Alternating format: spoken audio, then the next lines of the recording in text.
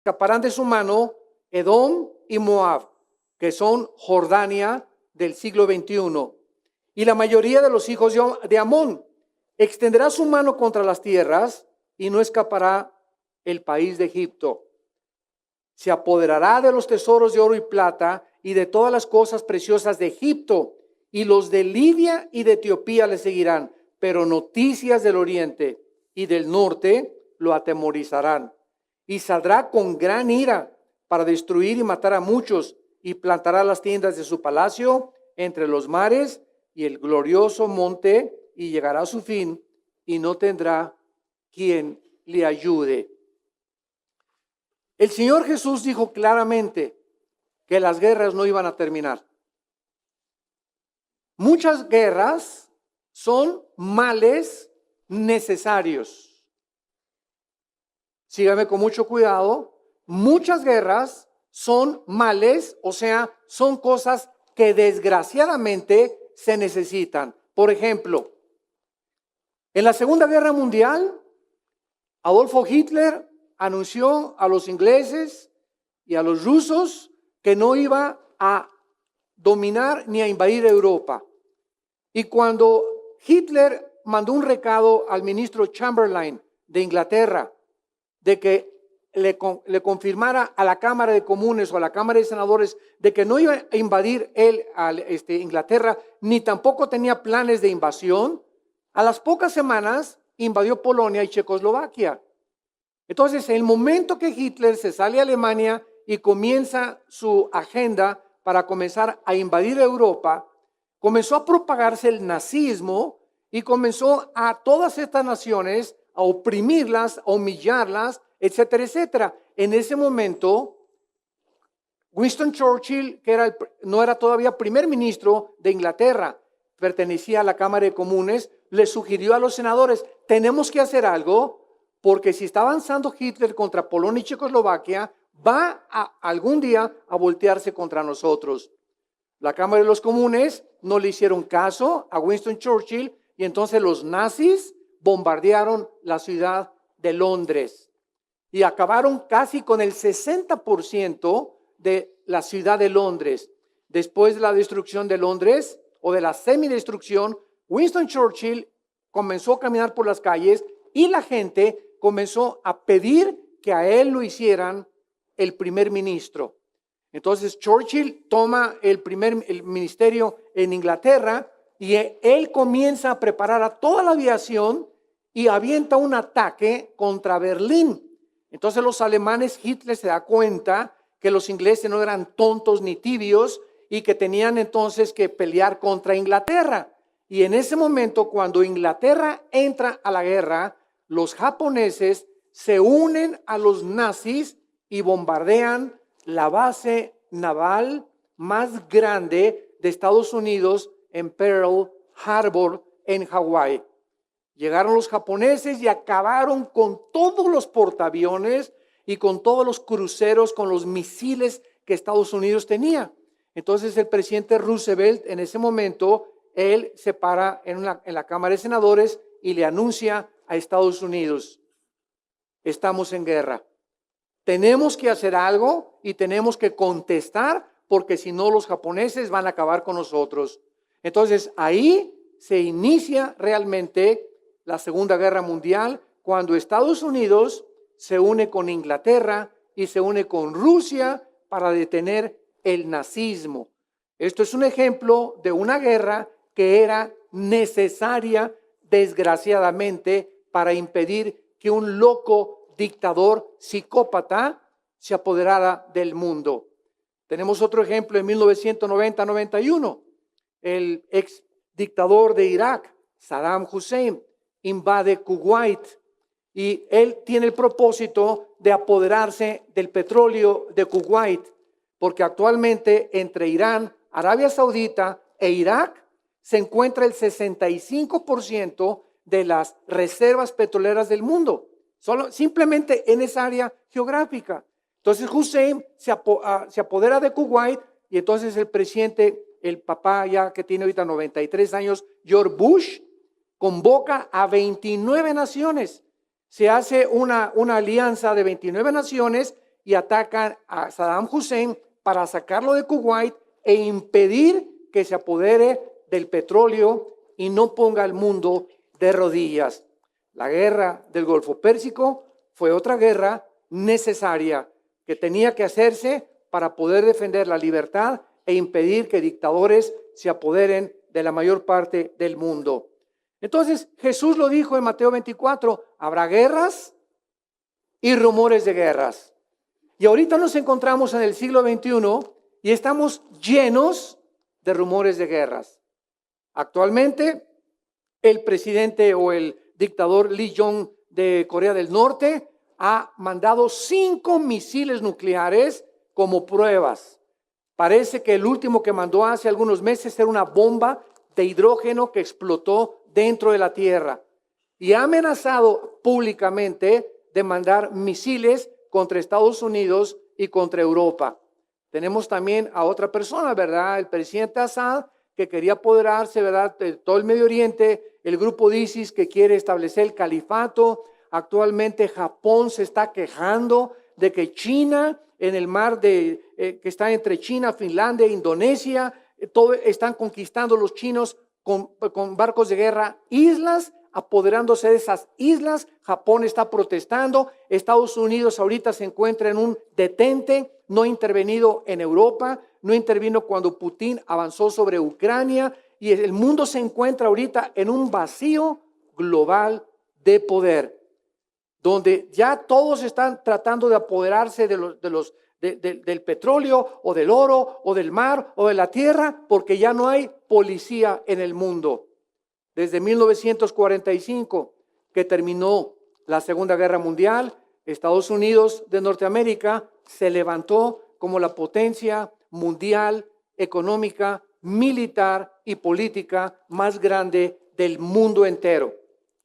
Actualmente, Estados Unidos, desde que entró el presidente Obama, se retiró completamente. Sacaron los soldados de Irak, sacaron los soldados del Medio Oriente, sacaron los soldados de Afganistán y de Pakistán. Y entonces Rusia está tratando de brincar al Medio Oriente para controlar el Medio Oriente. China lo está apoyando, Irán lo está apoyando con fisión nuclear y desarrollando el plutonio 235, material para fabricar la bomba atómica. Y nos encontramos en un mundo inestable, incierto, confundido, que en cualquier momento, ya sea el dictador de Corea del Norte, o ya sea Rusia, o ya sea Irán, mandan bombas nucleares donde sumen al mundo en una tercera guerra mundial.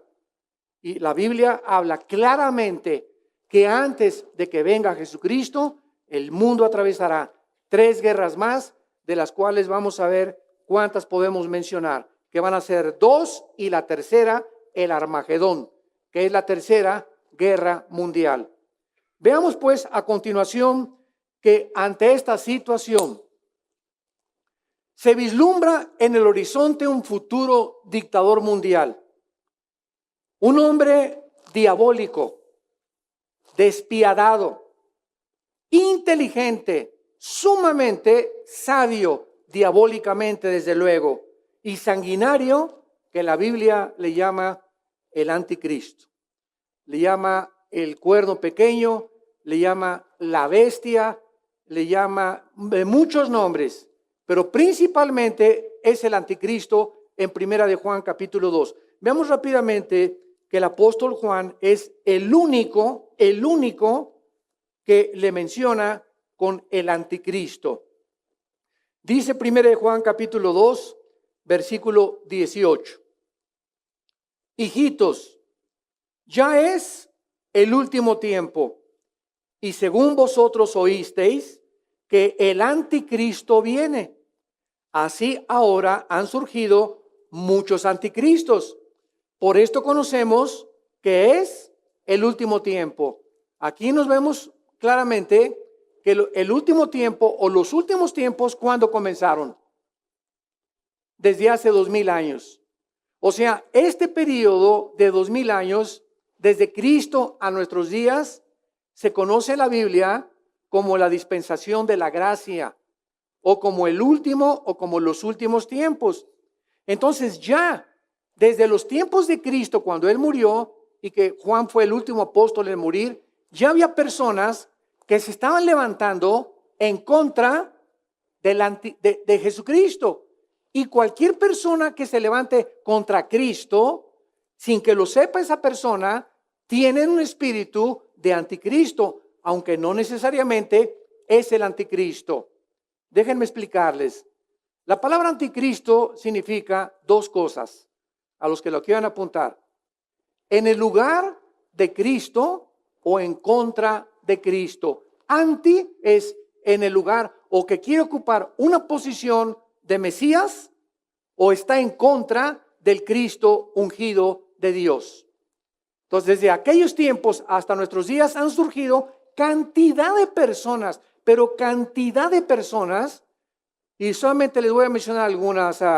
Jim Jones, 1978, que se llevó a la Guyana junto a Venezuela a 1,000 personas, diciéndoles que él era Dios, que le llamaran el Padre, y que finalmente, cuando los senadores norteamericanos enviaron a investigar qué estaba pasando en la Guyana, los envenenó con Kool-Aid y con una porción venenosa potentísima, y llegaron a la Guyana y encontraron a 1,000 personas boca abajo, todas muertas. Él se dio un tiro en la cabeza. Otro hombre, David Koresh, en Waco, Texas, que en los 80s hizo un castillo, era un lugar grandísimo, y comenzó a juntar a mucha gente, y todos estos tienen el mismo perfil psicológico. David Koresh comenzó a decirle a la gente que él era el séptimo ángel del Apocalipsis, que él era realmente el Mesías, y a las mujeres se las quitó a sus esposos, les dijo que él era el papucho de papuchos, que él era al quien le tenían las esposas que acostarse con él para que él fuera el padre de toda la nueva generación. Lo mismo que hizo exactamente Jim Jones, lo mismo que hizo David Koresh. Todos tienen el mismo perfil psicológico de depravación moral, de querer controlar a la gente, manipular a la gente, extorsionar a la gente, porque eso es precisamente el espíritu del anticristo. Ahora bien, vendrá una persona que se llame, ahora sí, la culminación de todos ellos, que la Biblia llama el anticristo. No será una computadora, no será una organización, será un hombre como tú y como yo, con la única excepción que posiblemente, o sea, un clon o alguien híbrido, porque él tendrá una mezcla de ángeles caídos y de seres humanos. Lo mismo que pasó en Génesis 6, cuando los ángeles pervirtieron el ADN de los seres humanos, produciendo monstruos de 4 metros de altura, con 12 dedos en los pies y 12 dedos en las manos. Entonces, la perversión genética y la manipulación genética que ya estamos viendo actualmente en laboratorios clandestinos, tal vez en Alemania, en muchas partes del mundo, ya están llevando experimentos para cruzar una especie con otra especie, lo que produce, ¿verdad?, algo híbrido, y que la Biblia lo profetizó hace 4,500 años en el libro del Génesis. La semilla tiene que dar el fruto de la semilla y del código genético que trae la uva. La uva trae un código genético que produce uvas, la naranja, naranjas, la sandía, sandía, el melón, melón. La sandía de melón no tiene información para producir uvas. La información genética del melón produce melones. El esperma de un chango produce changos. El esperma del humano produce humanos. El esperma de un hipopótamo produce hipopótamos, no produce jirafas. El esperma de una jirafa produce jirafas. Cada cosa según su especie. Así lo ordenó Dios. Y cuando tú cruzas a un caballo con una burra, ¿qué pasa? ¿Qué nace? ¿Un chivo? No, nace una mula, ¿verdad? Y sabes una cosa, al violar las leyes genéticas de la Biblia, de no cruzar las especies, la mula nace híbrida. Híbrida, las mulas son híbridas, como muchos la tienen afuera de su casa. Y cuando tenemos mulas, ¿verdad? Yo que estuve en un rancho, y yo soy de rancho y me crié en un rancho y tuve mucho acceso con caballos, con vacas, etcétera, etcétera. Conozco perfectamente bien. Yo me menciono a capar, a montar a caballo, a charrear, a enseñar a los caballos, etcétera, etcétera. Y me acuerdo que teníamos 2 o 3 mulas ahí, no se podían cruzar. ¿Por qué? Porque son híbridas, porque han violado una ley genética que Dios estableció en la Biblia. Muy bien, vemos nosotros aquí y vamos a analizar el perfil del anticristo que dice en el versículo, regresamos al libro de Daniel, capítulo 11, versículo 36, que este hombre va a hacer según su voluntad. Esto es muy interesante. El rey hará su voluntad. ¿Saben ustedes que todas las personas que se vayan al infierno es porque esas personas escogieron irse al infierno? Dios no manda a nadie al infierno. La persona que está en el infierno y le diga, ¿por qué me mandaste aquí? Dios le va a contestar, hágase tu voluntad. Eso fue lo que tú escogiste. Somos agentes morales libres. No somos animales. Los animales no pueden escoger entre el bien y entre el mal. Son guiados por instintos. Pero tú y yo traemos un código de conducta, el que nos muestra claramente que adulterar es malo, que fornicar es malo, que robar es malo, que matar es malo, etcétera, etcétera. Y esta libertad con la cual Dios nos creó es la que nos hace responsables y en la que algún día tú y yo tenemos que dar cuentas. Entonces, como me dijo una viejita hace mucho tiempo, ay, Dios es tan bueno, pastor, que no va a mandar a nadie al infierno. Le dije, amén, doña Chole, Dios no manda a nadie al infierno, ellos se van solitos. Tenemos que entender esto. No, ¿cómo puede Dios, un Dios de amor, crear un infierno? No entra en mi entendimiento. Pues sabes una cosa, que si no hubiera un castigo después de esta vida, ¿dónde estarían todos esos ISIS que están como monstruos decapitando a la gente y que llega un avión y los mata y nunca pagaron por sus culpas? ¿Cuántos asesinos, cuántos secuestradores, cuánta gente mala que tú conoces que se muere y nunca los metieron a la cárcel, nunca pagaron por sus crímenes?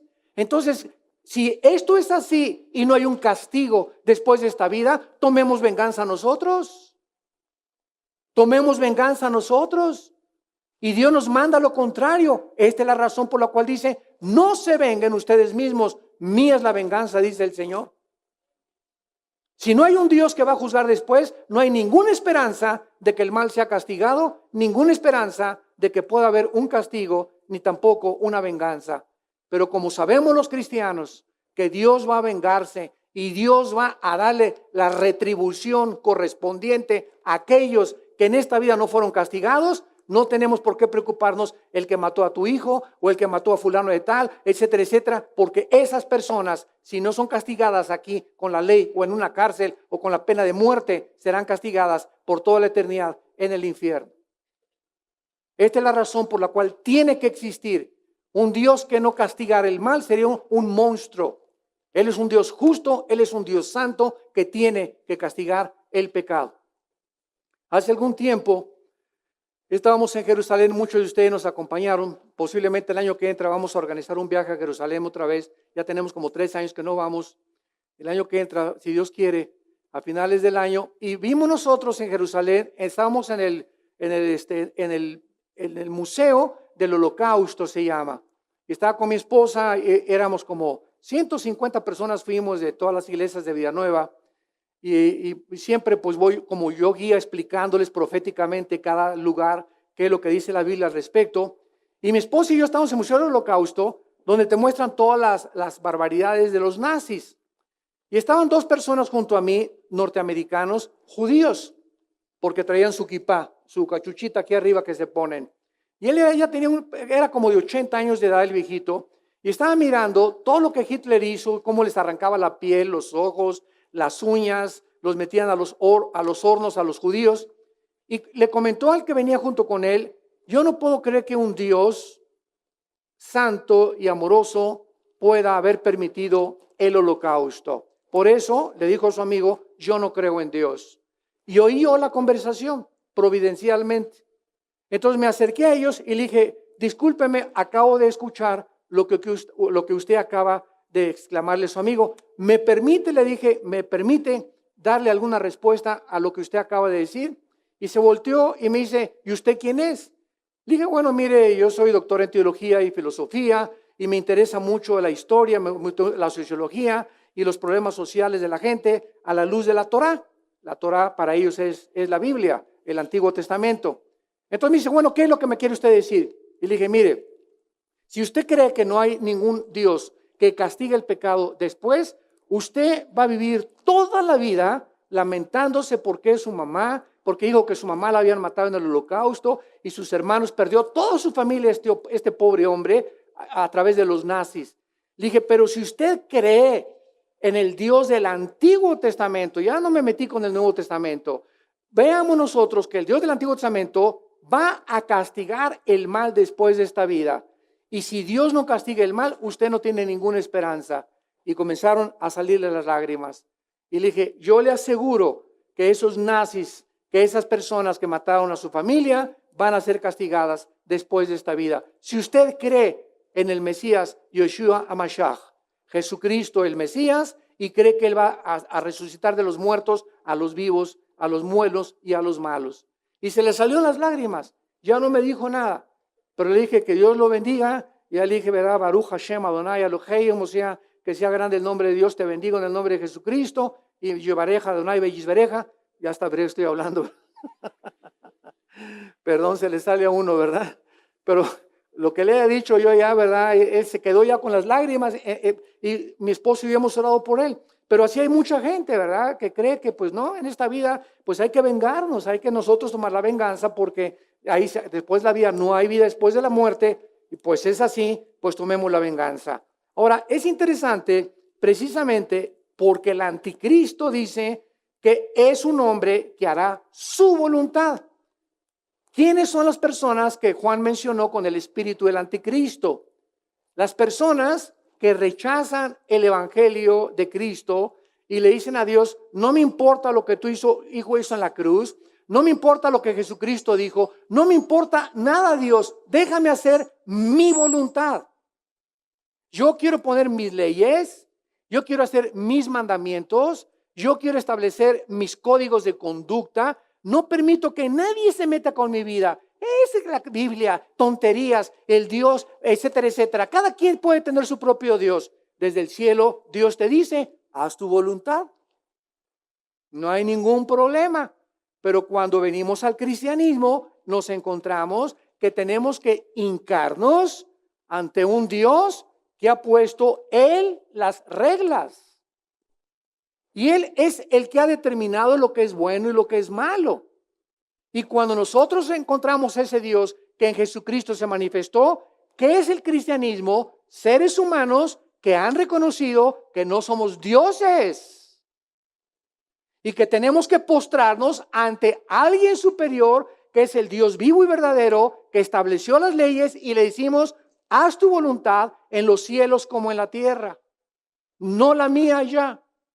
Ya no es mi voluntad, ya no es mi camino, ya no es mi vida, ya no son mis intereses. El hombre que camina no es señor de su camino, ni del hombre que camina es ordenar sus pasos. Por Jehová son ordenados los pasos del hombre y Él determina tu destino y mi destino. Y cuando yo sé eso, vivo en paz. Ya no me tengo que preguntar, ¿y qué seré? ¿Arquitecto? ¿Trapecista? ¿Corredor de coches? ¿Chofer? ¿Cantante? ¿Pastor? ¿O misionero? ¿O médico? Ya no tengo por qué preocuparme por eso. Porque, Señor, yo no sé. Yo lo único que sé es que tú tienes un plan perfecto. Tú tienes un mejor destino que el que yo puedo escoger. Me rindo ante tu voluntad. Guíame según tu consejo. Por sendas de justicia, guíame. Pastoréame por sendas de justicia y aunque a donde vaya de muerte no tendré mal alguno. Y descansas en Dios. ¿Y sabes qué pasa? ¿Sabes qué pasa? Cuando un ser humano se rinde de esta manera a Dios, que Dios milagrosamente comienza a abrirte caminos y puertas que tú no te imaginabas para guiarte al propósito por el cual Él te creó. Esto es lo maravilloso de poder descansar en Dios y en sus promesas. ¿Quién es un ejemplo de esto? La Virgen María. La Virgen María estaba comprometida con José. Se iban a casar. Y en aquel tiempo una mujer embarazada sin casarse, bueno, era lo peor que le podía pasar a una mujer. Venía el cuchicheo y todo, y ya le viste, y por aquí, por allá. Y entonces se le aparece un ángel a la Virgen María y le dice a la Virgen María, vas a ser mamá. Y le dice María, pero Pepe, tú y yo nada, ni a Cancún nos hemos ido. Ni la luna de miel tenemos, ¿cómo que voy a ser mamá?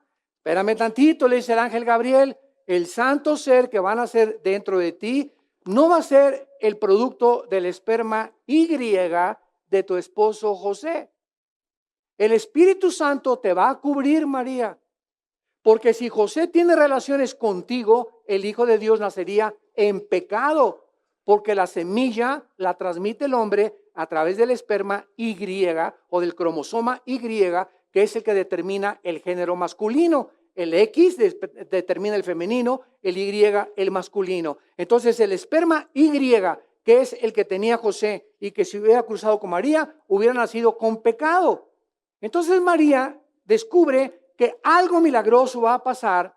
Y en ese momento María podía pensar, Dios mío, me van a ver con mi pancita sin haberme casado. ¿Y qué les voy a decir a mi vecindario? Ahí en Tlalnepantla todos me van a comenzar a chiflar y a hacer burla. En Toluca peor. Y ella tenía que pagar el precio. ¿Y qué hizo María? Ante toda la cosa que se iba a presentar en su futuro, hágase conmigo según tu voluntad. Rindió, ¿qué cosa? Su voluntad a Dios. Y eso es el ejemplo que todos tenemos que seguir. Señor, hágase tu voluntad. Cuando Jesús en Getsemaní se enfrentó con que en 1 hora, 2 horas, el Padre se iba a separar de él en la cruz.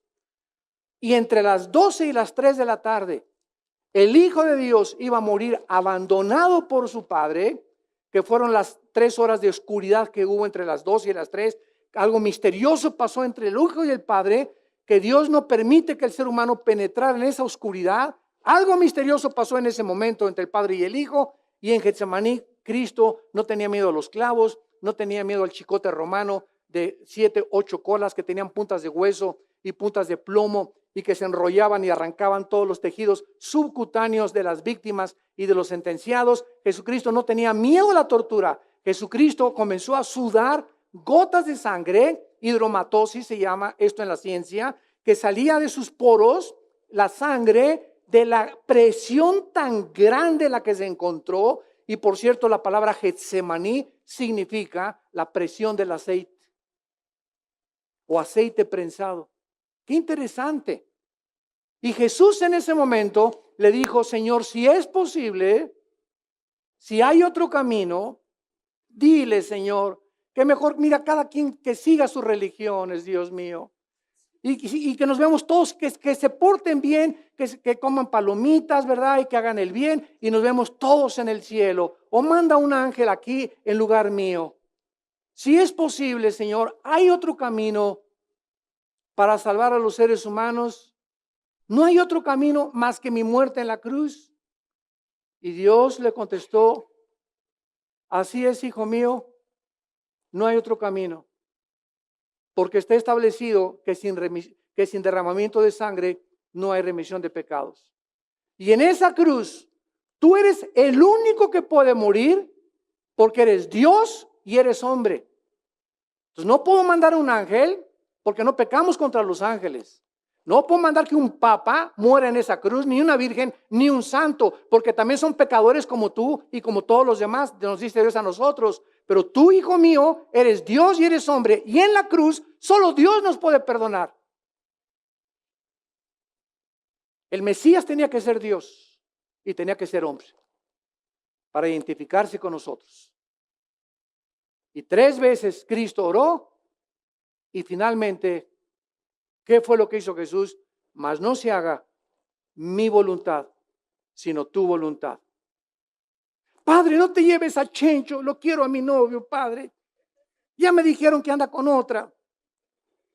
Pero no sea mi voluntad, llévatelo, Señor. Si me va a lastimar, no es mi voluntad. No me quiero aferrar a nadie.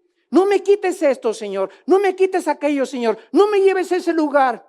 Pero, Dios, otra vez cobro conciencia. No se haga mi voluntad. Si me quieres llevar a Veracruz, si me quieres llevar a este lugar, y esa es tu voluntad, y ese es tu plan, no me importa dónde esté, yo sé que donde yo esté, tendré tu bendición, porque es tu voluntad.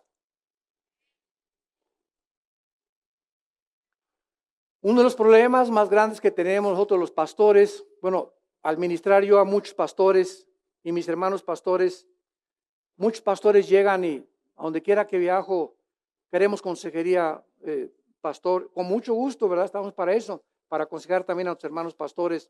Y la mayor parte de los pastores me dicen, es que siento el llamado de irme a trabajar a Yucatán, por ejemplo, pero mi esposa no quiere. Siento el llamado de irme a este lugar, pero mi esposa no quiere.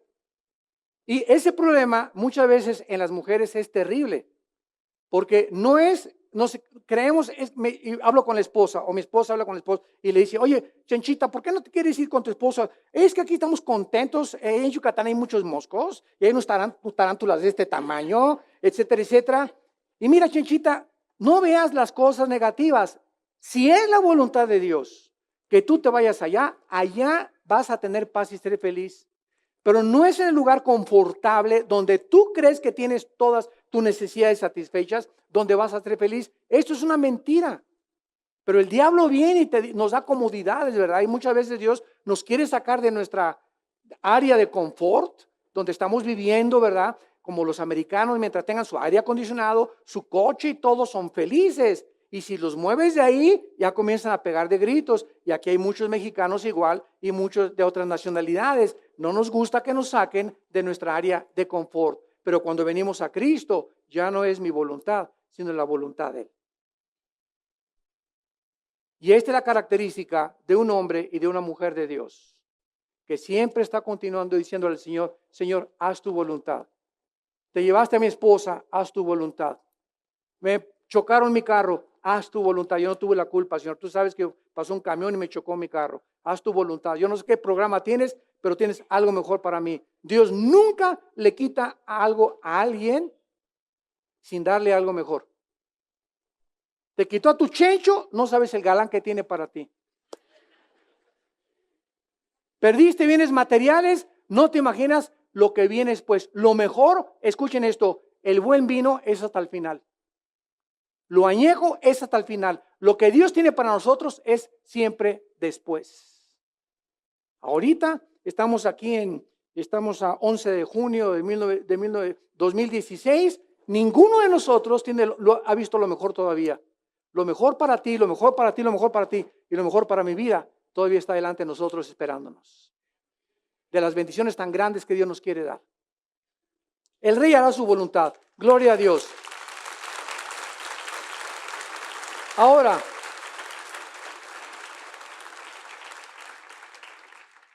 es interesante precisamente que el anticristo se va a centrar en su voluntad, o sea, como ya vimos, se va a hacer sus propios dioses y es el espíritu que ya está prevaleciendo en el mundo. En 2 de Timoteo capítulo 3, es interesante esta profecía. 2 de Timoteo capítulo 3, versículo 1 en adelante. El apóstol Pablo le escribe a su discípulo Timoteo y le dice lo siguiente. También debes saber esto. Era importante que Timoteo lo sepa y nosotros también. ¿Qué cosa, Pablo? ¿Qué quieres que sepamos? Que en los postreros días, o sea, en los últimos tiempos, vendrán tiempos peligrosos. Peligrosos. Y es interesante que esta palabra peligrosos, que es la palabra griega chalepos, así como suena, chalepos, solamente se usa otra vez en todo el Nuevo Testamento. O sea, se usa en el endemoniado gadareno y se usa aquí para decir tiempos peligrosos. Entonces, ¿qué es lo que el Espíritu Santo nos está diciendo? Que vendrán tiempos donde la mayoría de las personas serán controladas por demonios. sin que las personas lo sepan. Lo vamos a ver ahorita, sin que las personas lo sepan. Y muchas veces creemos nosotros que una persona que tiene demonios es así, grita y espuma por la boca y se tira al suelo, etcétera, etcétera. Ese es un tipo de posesión demoníaca. Pero hay otras posesiones demoníacas que muchas personas no saben que están controladas por demonios. Por ejemplo, una persona impresionantemente religiosa, espíritus de religiosidad. ¿Quiénes tenían estos demonios? Los fariseos en tiempos de Cristo.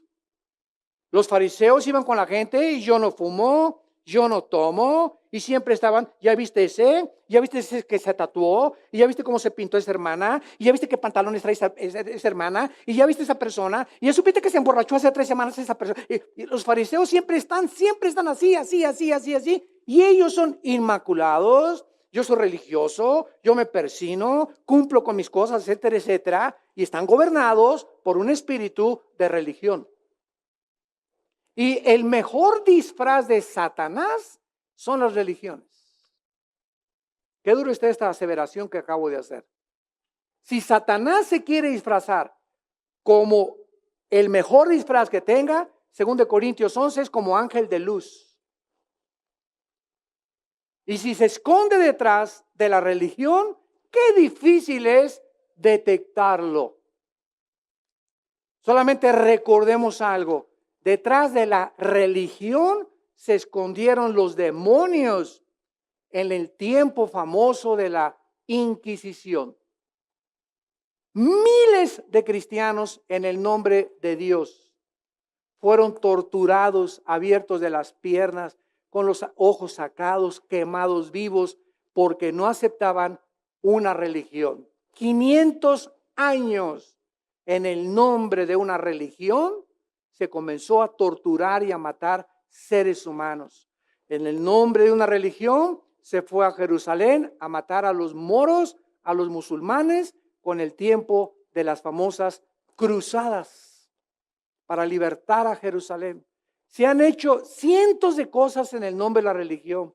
En el 2001, el 11 de septiembre, 19 radicales musulmanes se metieron a 4 aviones en el nombre de Alá, en el nombre de su religión, y se fueron contra las torres y las destruyeron, matando a 3,000 personas. En el nombre no del comunismo ni del ateísmo, de la religión.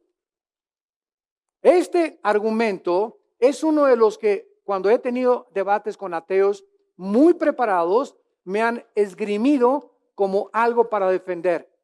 Y me han dicho muchos ateos en los debates que hemos tenido: no, señor, a ver, es que en el nombre de la religión ha habido más muertes que en el nombre del ateísmo. Eso es lo que me han argumentado, y es un argumento muy fuerte. ¿Y qué le contestas? La respuesta es muy fácil. Usted lo acaba de decir, en el nombre de la religión, pero el cristianismo no es una religión. El cristianismo es una relación. Y el cristianismo, hay personas que dicen que son cristianas y es mentira. Usan el nombre cristianos para hacer barbaridades. Pero Jesús dijo: por vuestros frutos los conoceréis. Entonces, el cristianismo es una relación personal, viva, orgánica, dinámica, con alguien que está vivo. Tú puedes ser católico, presbiteriano, evangélico, mormón, musulmán, hindú. No me importa la religión que tengas. Si no tienes a Jesús, no tienes la vida eterna. No es la religión la que nos salva. No es la religión la que nos salva, es la persona de Jesucristo. Tú puedes ser católico y condenarte al infierno. Puedes ser evangélico y condenarte al infierno. ¿Por qué? Porque no se trata de tener una religión, ni ir a una organización o a un edificio donde diga católicos, presbiterianos, bautistas, católicos, mormones, ciencia cristiana, el séptimo día, etcétera, etcétera. Dios no ve la etiqueta de la botella, Dios ve lo que está dentro de la botella. Entendamos eso. No seamos engañados ya. En el nombre de la religión se han hecho barbaridades. Y cuando Jesucristo bajó hace 2000 años, Él no nos trajo una religión. De las miles que hay, nos trajo la vida. nos vino a revelar a su Padre, nos vino a mostrar que Él es la resurrección y la vida, que Él es el pan, que Él es la resurrección, que Él es el santo de los santos y que separados de Él no podemos hacer nada, que Él es el camino, que Él es la verdad, que Él es la justicia. Eso es lo que vino a traer Cristo, no nos vino a traer una religión más.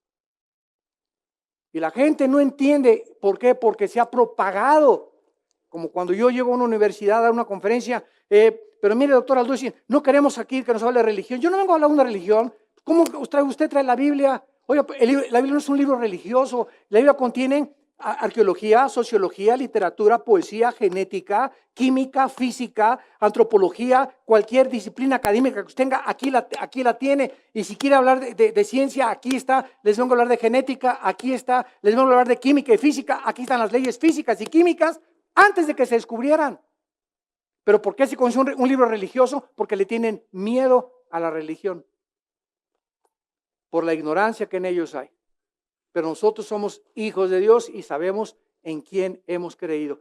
Ellos son del mundo y hablan del mundo, por eso sabemos que tienen el espíritu de error. El que Dios oye, dice nos oye, y el que oye a Dios tiene el espíritu de verdad en su vida. Esa es la grande diferencia. Entonces el mundo discute, el mundo argumenta porque no sabe, porque no entienden. No es hasta que las vendas se nos caen y recibimos al Espíritu Santo que se nos abre y vemos y entendemos por qué el mundo se encuentra como se encuentra, porque está en la ignorancia, en las tinieblas que rodean tu mente y no te permiten ver la luz, porque es tu voluntad lo que has querido hacer durante toda tu vida. ¿No quisieras tú en esta mañana abrir tu corazón y hacer la voluntad de Dios? ¿No quisieras en esta mañana rendirte como la Virgen María? Rendirte como todos esos santos, como los verdaderos cristianos, que llegamos a un momento en nuestra vida. Yo hace 38, 39 años hice mi voluntad durante mucho tiempo, en drogas y en alcohol, borracho, parrandero y jugador. De ahí venimos la mayoría.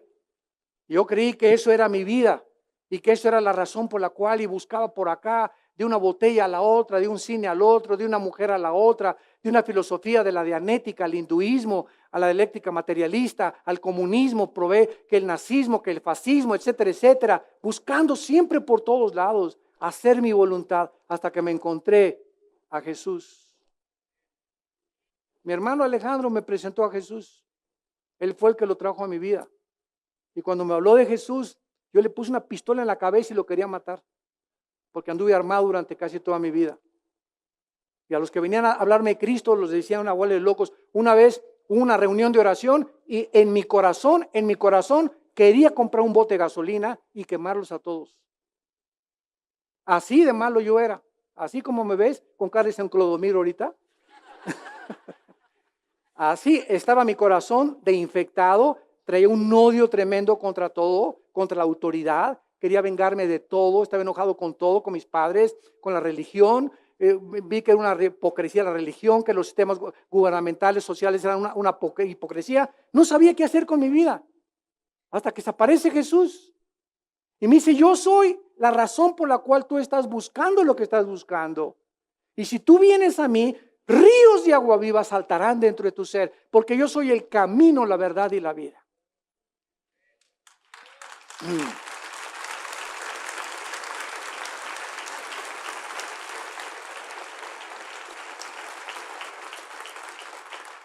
Y todos tenemos la misma oportunidad. Todos tenemos. En esta mañana yo te presento a Jesús. No te presento a ninguna religión. Te estoy presentando a un hombre que volvió a vivir y a los 3 días salió de la tumba para darnos esperanza. Hay vida después de esta vida. Esta vida no lo es todo. Vamos a seguir viviendo en la otra vida. Pero Él te pide que hagas su voluntad. Y en esta mañana puedes tú iniciar dando el primer paso de hacer su voluntad, diciéndole, ya no, Señor, quiero hacer lo que yo quiero. Te rindo mi vida, te acepto como mi Salvador. Inclinemos nuestra cabeza. Te damos gracias, Señor, por habernos traído la luz. Esa Phantom thoughts, chasing fears they never knew. Where do we go from here?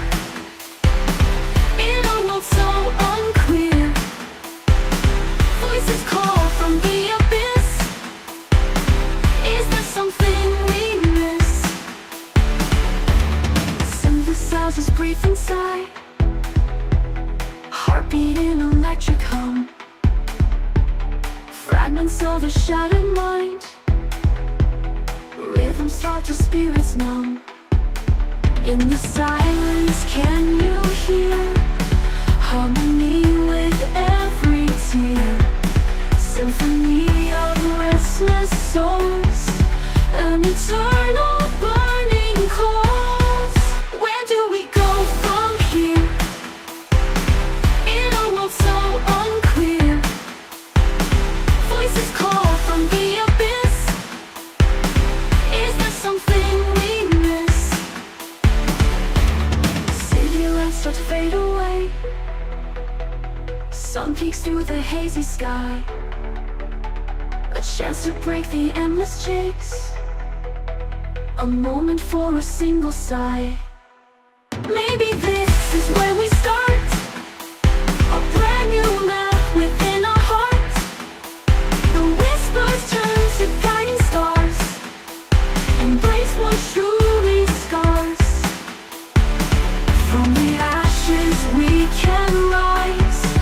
Find the strength within our eyes.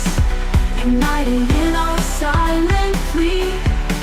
There's beauty in the things we see. This is where we go from here. Through a world that can be clear. Listen to the whispers rise. We'll find what we all despise. Floating through the streets no more. Leaving futures to explore. The ghosts of